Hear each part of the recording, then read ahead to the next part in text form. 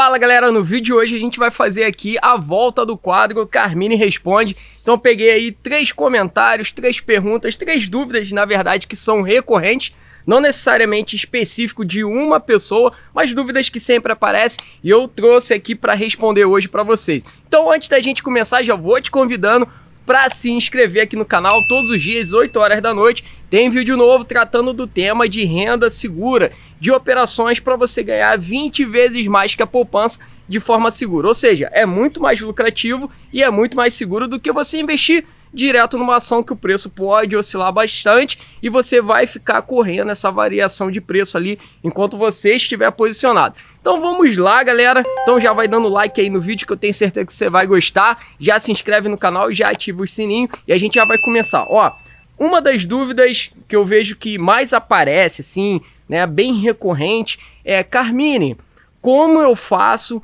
como eu posso começar no mercado de opções? O que eu tenho que fazer? Onde que eu tenho que procurar? O que eu tenho que estudar? O que eu tenho que saber para começar no mercado de opções? Então, ó, vou te falar aqui o primeiro passo. O primeiro passo, você tem que ter uma conta aberta na corretora. Legal, check aí para isso. Segundo passo, você tem que conhecer os fundamentos básicos. Você não precisa ser um mestre das opções, saber de matemática, você não precisa saber de economia, você precisa entender o funcionamento básico das opções. Primeiro você tem que entender que uma opção de compra vai oscilar na mesma direção da ação. Se a ação está subindo, a opção de compra vai subir também. A opção de venda é o contrário disso. Então, se a ação está subindo, a opção de venda está caindo e vice-versa. Se a ação está caindo, a opção de venda está subindo. Beleza, então esse é um dos princípios básicos. Segundo passo, você tem que entender o risco. Antes de pensar em ganhar dinheiro, você tem que pensar na possibilidade de perder. O que vai acontecer se você errar a estratégia, se o mercado vir contra você, quanto que você vai perder? Se você comprar opções, não importa se você comprou uma opção de compra ou se você comprou uma opção de venda, o pior que pode acontecer é você perder o valor investido, ou seja, o quanto você colocou ali de dinheiro. Você pode perder tudo, inclusive. Então você colocou R$100 na opção de compra, comprou R$100 da opção de venda, você pode perder esses R$100. É o que a gente chama de perda limitada. Ela tem um limite, né, um valor máximo na sua perda. Agora, se você vender, aí já é um buraco mais embaixo e são riscos diferentes.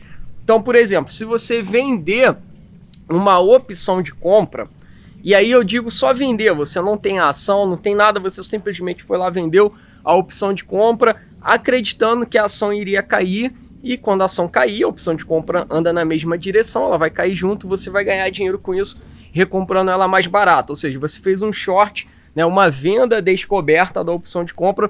Qual é o risco que pode acontecer? Você pode ter uma perda maior do que o dinheiro que você usou de garantia, né? Porque se você não gasta quando você vende, você só usa a garantia para abrir essa posição e você pode ter uma perda ilimitada, né? Teoricamente. Se a ação subir muito, quanto mais a ação se valorizar, maior vai ser o tamanho da sua perda. E aí é muito diferente de quando você está comprado. Quando você compra a opção de compra ou compra a opção de venda, a sua perda é limitada. Quando você vende a descoberta, você simplesmente vende a opção sem ter a ação, você pode perder infinitamente. E a opção de venda, ela tem um risco parecido, porém menor. Quando você vende uma opção de venda a descoberto, o que pior pode acontecer, ou seja, se a operação der errado, lá no dia do exercício, a ação estiver abaixo ali do preço de exercício da opção, você pode simplesmente deixar exercer e você vai comprar as ações. Por quê? Quando você vende uma opção de venda, você está assumindo o compromisso de, em caso de exercício, você adquirir as ações. E quando você vende uma opção de compra, você está assumindo o compromisso, em caso de exercício, de entregar as ações. E aí que está aquele problema. Se você não tinha anteriormente as ações para entregar, aí você vai ter um prejuízo. Você vai ter que comprar mercado para depois entregar. Então, assim, em relação à venda descoberta, a venda descoberta da put, ela tem, pela característica dela, menos risco, porque você pode comprar as ações e ficar com as ações, elas servem para você por um monte de coisa, né? Inclusive como garantia, e você pode ficar com as ações. Já a venda descoberta da call, ela é mais perigosa porque você pode ter realmente uma perda muito grande, né? Talvez até ilimitada aí, dependendo do quanto a ação vai variar. Beleza? É claro que em ambos os casos você pode fazer a rolagem, que é a renovação do prazo da sua operação, mas ainda assim é indicado você fazer isso com bastante cautela, sendo que na venda descoberta da put você tem mais segurança, porque o pior risco é comprar a ação. Outra dúvida muito recorrente aqui é sobre o indicador VWAP Band, o qual eu sou o autor. O que é esse indicador? Bom, quem já manja um pouquinho de análise técnica, inclusive agora eu estou falando um pouco, começando a falar de análise técnica aqui no canal, para ajudar vocês a tomarem as melhores decisões aí de investimento. Então vamos lá. O VWAP Band é um indicador de suportes e resistências projetado inicialmente para o dólar. É claro que você também pode usar ele, né? Quando eu fiz pensando no ativo dólar futuro. E aí eu fui lá, calculei, né, o desvio padrão do dólar, analisei a distribuição de frequência, fiz um monte de estudos estatísticos e cheguei à conclusão que ele tinha um comportamento a longo prazo de se distanciar através daquelas bandas, né, do preço da VWAP do dia. Então o preço chega a faixa e volta para a VWAP. E aquelas linhas, elas representam o desvio padrão médio de um longo prazo, aí, de um ano de dados mais ou menos. E para que você usa as linhas? As verdes são pontos de compra, onde você pode comprar, e as vermelhas são pontos de venda, onde você pode vender. Ou seja, o indicador ele representa a oscilação nas bandas. O preço hora vai vir na banda de baixo e vai recuar para a banda de cima. Então você pode ficar usando a região entre bandas para ficar comprando e vendendo entre elas, e pode também usar a região da banda e o retorno à média.